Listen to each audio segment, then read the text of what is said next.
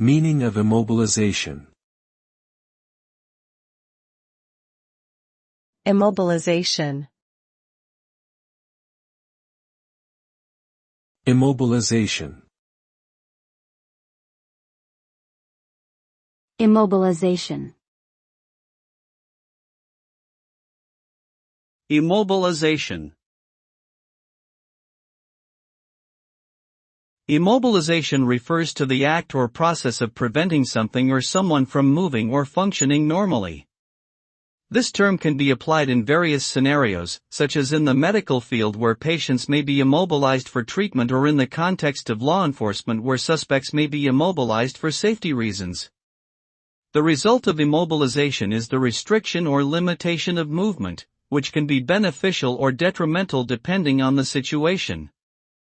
In some cases, immobilization may be necessary for recovery or protection, while in other situations it may cause discomfort or harm.